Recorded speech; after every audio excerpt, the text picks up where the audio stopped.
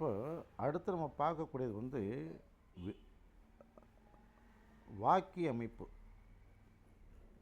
வாக்கிய அமைப்பில் வாக்கிய அமைப்பில் ரொம்ப ஒரு முக்கியமான ஒன்று என்னென்னா செய்வினை வாக்கியம்.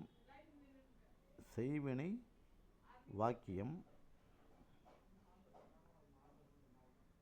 செயப்பாட்டு வினை வாக்கியம். செயப்பாட்டு வினை வாக்கியம் அப்படின்னு நம்ம பார்க்கலாம்.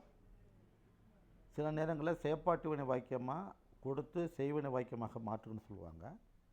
சில நேரங்களில் செய்வினை வாக்கியம் கொடுத்து செயப்பாட்டு வினை வாக்கியமாக மாற்றுன்னு சொல்லுவாங்க. அல்லது ஒவ்வொரு வாக்கியத்துக்குள்ளே எது செய்யப்படு பொருள், எது எழுவாய், எது பயனிலை அப்படின்னு கேட்பாங்க. அதுக்கு முதல்ல ஒரு உதாரணத்தை நம்ம சொல்லுவோம். செய்வினை வாக்கியம் அப்படின்னா எழுவாய்க்கு முக்கியம் கொடுத்துருப்பாங்க. ஒரு செயல்பாடு யாரால் செய்யப்பட்டிருக்கிறதோ அவர்களுக்கு முக்கியத்துவம் கொடுத்தா அது செய்வினை வாக்கியம். எந்த செயல் செய்யப்பட்டிருக்கிறதோ அந்த செயலுக்கு முக்கியத்துவம் கொடுத்தா அது செயற்பாட்டு வினை வாக்கியம். அவ்வளோதான். செய்யக்கூடிய நபருக்கு முக்கியத்துவம் கொடுத்தா அது செய்வினை வாக்கியம்.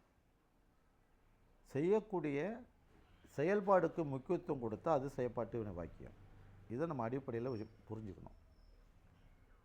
இதில் ஒரு உதாரணத்தில் சொன்னால் உங்களுக்கு புரியும். இப்போது கரிகாலன்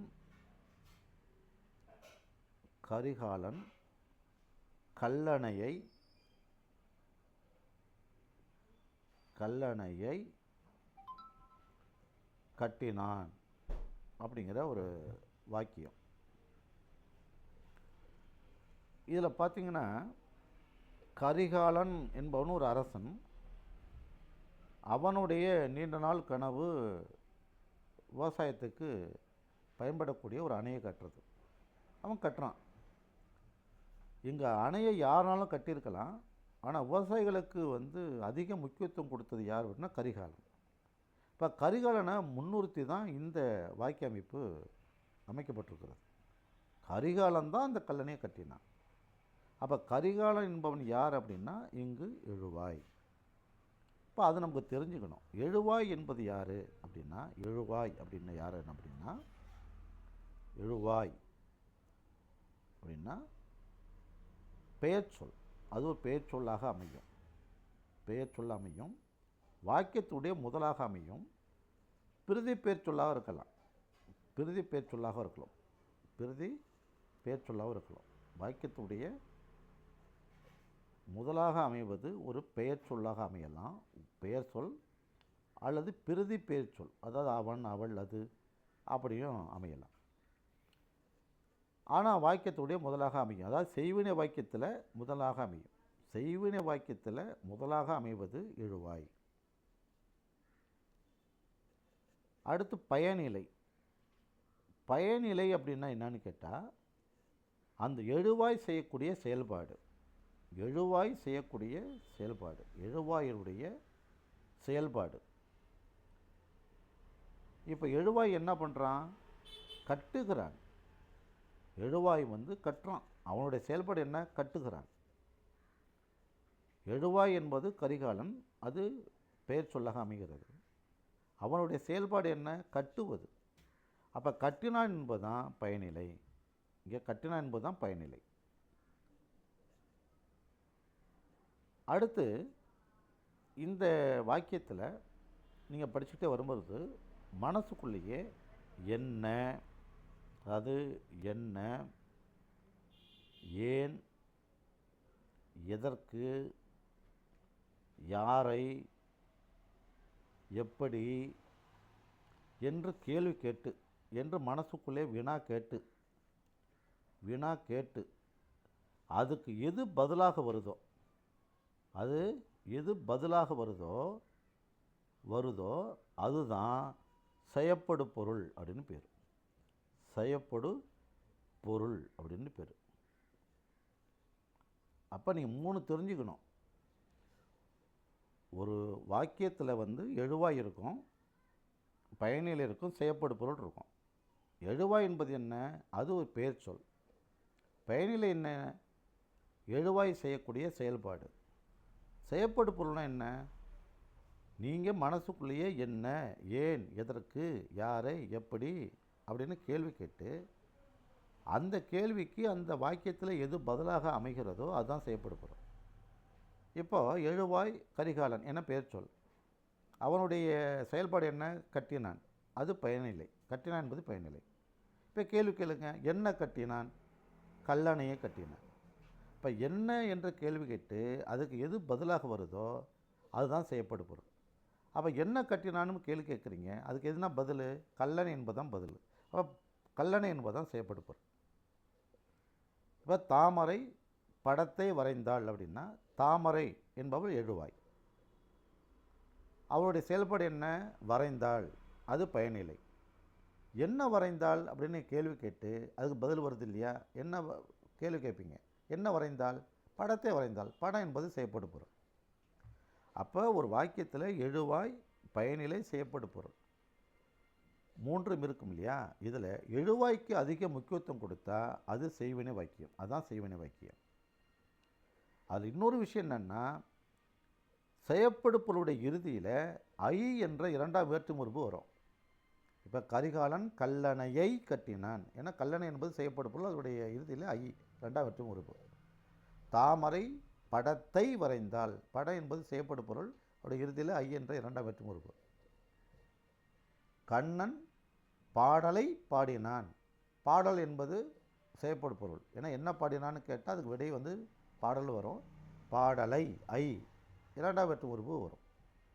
அப்போ செய்யப்படு பொருளுடைய இறுதியில் இரண்டாம் வேற்றுமுறுப்பு வந்தால் அது செய்வினை வாக்கியம் அப்படின்னு வச்சுக்கலாம். அல்லது எழுவாய் முதலாக அமைந்து பயனிலை இறுதியாக அமைந்திருந்தால் அது செய்வினை வாக்கியம் அப்படின்னு வச்சுக்கலாம். இதை செயற்பாட்டு வினை வாக்கியமாக மாற்றணும் அப்படிங்கிறது ரொம்ப எளிமையான விஷயம். செய்யப்படு பொருள் முன்னாடி வந்துடணும். அதாவது இப்போது ஒரு விஷயம் புரிஞ்சுங்க. செய்வினை வாக்கியம் அப்படின்னா இப்போ நான் சொல்கிறது அப்படியே மனசில் வச்சுக்கிட்டு, இப்போ எழுவாய் எல்லாம் சொல்லிட்டேன், அதில் வச்சுட்டு அப்படியே என்ன பண்ணணும்னா, எழுவாய் என்பது பெயர் சொல், எழுவாயினுடைய செயல்பாடு பயனிலை, ஏன், எதற்கு, என்ன, எப்படி, ஏன், எதற்காக என்று மனசுக்குள்ளே கேள்வி கேட்டு அதுக்கு எது பதிலாக வருதோ அது செய்யப்படு பொருள். அப்போ செய்யப்படு பொருளுடைய இறுதியில் ஐ என்ற இரண்டாம் வேற்றுமுறுப்பு வந்துச்சுன்னா அது செய்வினை வாக்கியம். அதுக்கு ஒரு நல்ல ஃபார்முலா என்ன அப்படின்னா, முதல்ல எழுவாய் இருக்கும். முதல்ல என்ன இருக்கும்? எழுவாய் இருக்கும். எழுவாய்க்கு அடுத்து என்ன இருக்குன்னா செய்யப்படு பொருள் இருக்கும். அதோட இறுதியில் ஐ என்ற இரண்டாம் வேற்றுமுறுப்பு வெளிப்படையாக வரும். அதுக்கு அடுத்து பயனிலை இருக்கும். அப்போ எழுவாய் ஆரம்பித்து செய்யப்படு பொருள் அதனுடைய இறுதியில் ஐ என்ற இரண்டாம் வேற்றுமுறுப்பு, இறுதியில் பயனிலை. இந்த ஃபார்முலாவில் இருந்துச்சு அப்படின்னா அது செய்வினை வாக்கியம். செய்யப்படு பொருளை முதலாக வந்துச்சுன்னா, இப்போ செயற்பாட்டு வினை வாக்கியம் அப்படிங்கிறது என்ன அப்படின்னா செயற்பாட்டு வினை வாக்கியம் அப்படிங்கிறதுக்கு செய்யப்படு பொருளை முன்னாடி கொண்டு வாங்க. செய்யப்படு பொருள் முன்னாடி வரணும். அதோட இறுதியில் ஒன்றும் வராது. செய்யப்படு பொருளை முன்னாடி வரணும். அதுக்கு அடுத்து எழுவாய் வரணும். எழுவாயோட இறுதியில் ஆள் என்ற மூன்றாம் வேற்றுமுறுப்பை சேர்க்கணும். அதுக்கு அடுத்து பயனிலையை கொண்டு போகணும். இப்போ நல்லா புரியுதா உங்களுக்கு? அதாவது செய்வினை வாக்கியம்னா எழுவாய், செய்யப்படு பொருள், செய்யப்படு பொருள் இறுதியில் ஐ, அடுத்து பயனிலை. இப்போ கரிகாலன் எழுவாய், கல்லணையை செய்யப்படு பொருள், கட்டினான் பயனிலை. இப்போ எழுவாய் முதலில் இருந்து அடுத்து செய்யப்படு பொருள் இருந்து செய்யப்படு பொருள் இறுதியிலே ஐ வந்திருந்து இறுதியில் பயனிலை வந்துச்சுன்னா அது செயல்பாடு வந்துச்சுன்னா அது செய்வினை வாக்கியம். செயற்பாட்டு வினை வாக்கியம்னா முதல்ல செய்யப்படு பொருள் வரும். செயற்படுப்புல என்னங்க? கல்லணை. கல்லணையே இல்லை, கல்லணை.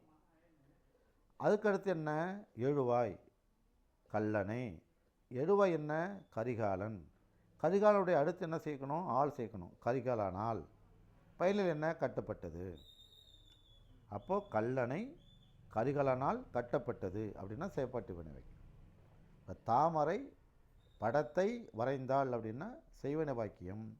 படம் தாமரையால் வரையப்பட்டது அப்படின்னா செயற்பாட்டு வினை வாக்கியம்.